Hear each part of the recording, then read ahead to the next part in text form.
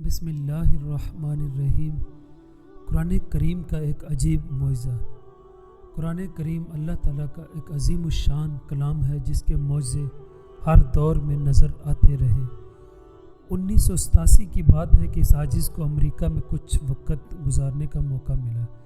اس وقت مصر کے مشہور قاری عبدالباسط، جن کی کیسٹیں اور تلاوتیں آپ اکثر سنتے رہتے ہیں، وہ بھی وہاں تشریف لائے۔ کچھ ایسا سلسلہ بنا کر مختلف محفلوں میں وہ قرآن پاک کی تلاوت کرتے تھے، اور یہ عاجز کہیں اردو میں کہیں انگلش میں، جیسا مجمع ہوتا تھا اسی کے حساب سے کچھ باتیں عرض کر دیا کرتا تھا۔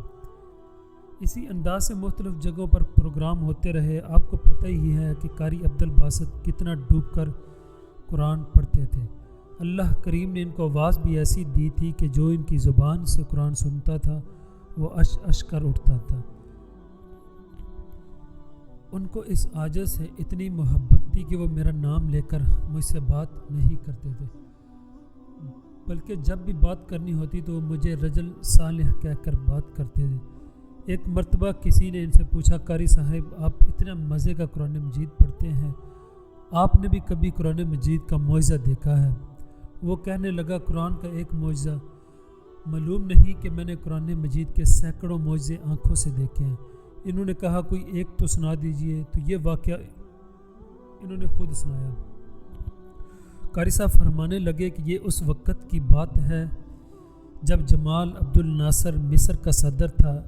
اس نے رشیا روس کا سرکاری دورہ کیا۔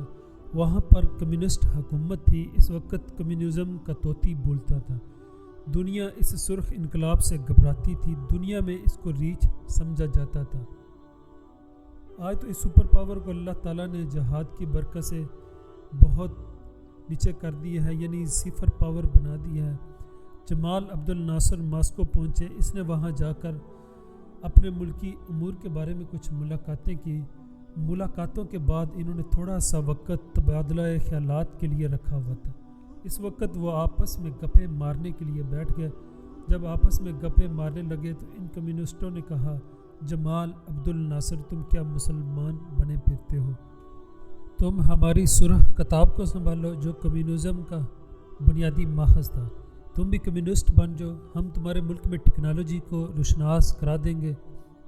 تمہارے ملک میں سائنسی ترقی بہت زیادہ ہو جائے گی اور تم دنیا کے ترقی یافتہ ملکوں میں شمار ہو جاؤ گے۔ اسلام کو چھوڑو اور کمیونزم اپنا لو۔ جمال عبد الناصر نے انہیں اس کا جواب دیا تو صحیح، مگر دل کو تسلی نہ ہوئی۔ اتنے میں وقت ختم ہو گیا اور وہ واپس آ گیا، مگر دل میں ایک کھسک باقی رہ گئی کہ نہیں، مجھے اسلام کی حقانیت کو اور بھی زیادہ واضح کرنا چاہیے تھا۔ جتنا مجھ پر حق بنتا تھا میں اتنا نہیں کر سکا۔ 2 سال کے بعد جمال عبد الناصر کو ایک مرتبہ پھر رشیا روس جانے کا موقع ملا۔ قاری صاحب فرماتے ہیں کہ مجھے صدر کی طرف سے لیٹر ملا کہ آپ نے تیاری کرنی ہے اور میرے ساتھ ماسکو جانا ہے۔ کہنے لگے کہ میں بڑا حیران ہوا کہ قاری عبدالباسط کی تو ضرورت پڑے سعودی عرب میں، عرب امارات میں، پاکستان میں جہاں مسلمان بستے ہیں، ماسکو اور رشیا جہاں خدا بیزار لوگ موجود ہیں، دین بیزار لوگ موجود ہیں، وہاں قاری عبدالباسط کی کیا ضرورت پڑ گئی؟ خیر تیاری کی اور میں صدر صاحب کے ہمراہ وہاں پہنچا۔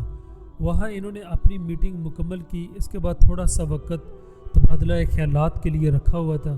فرمانے لگے کہ اس مرتبہ جمال عبد الناصر نے ہمت سے کام لیا اور ان سے کہا کہ یہ میرے ساتھی ہیں جو آپ کے سامنے کچھ پڑھیں گے، آپ ضرور سنیے گا۔ وہ سمجھ نہ پائے کہ یہ کیا پڑھے گا۔ وہ پوچھنے لگے کہ کیا پڑھے گا۔ وہ کہنے لگے کہ یہ قرآن پڑھے گا۔ انہوں نے کہا، اچھا پڑھے۔ فرمانے لگے کہ مجھے اشارہ ملا اور میں نے پڑھنا شروع کر دیا۔ سورہ طٰہٰ کا وہ رکوع پڑھنا شروع کر دیا جسے سن کر کسی دور میں ابن الخطاب رضی اللہ عنہ بھی ایمان لے آئے تھے۔ بسم اللہ الرحمن الرحیم۔ ما انزلنا علیک القرآن لتشقی الا تذکرۃ لمن یخشی اننی انا اللہ لا الہ الا انا فاعبدنی واقم الصلاۃ لذکری۔ فرماتے ہیں کہ جب میں نے 2 رکوع تلاوت کر کے آنکھ کھولی تو میں نے قرآن کا معجزہ اپنی آنکھوں سے دیکھا کہ سامنے بیٹھے ہوئے کمیونسٹوں میں سے 4 یا 5 آدمی آنسوں سے رو رہے تھے۔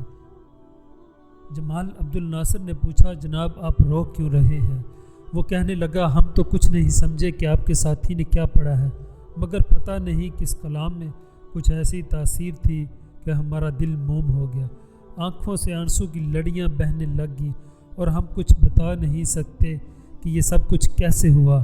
سبحان اللہ، جو قرآن کو مانتے نہیں، قرآن کو جانتے نہیں، اگر وہ بھی قرآن سنتے ہیں تو اللہ تعالیٰ ان کے دلوں میں بھی تاثیر پیدا کر دیتا ہے، اور ایک ہم مسلمان ہیں کہ قرآن پڑھ کر سن کر جان کر اس پر عمل نہیں کرتے۔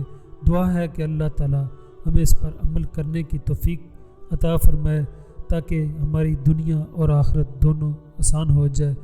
آمین ثم آمین۔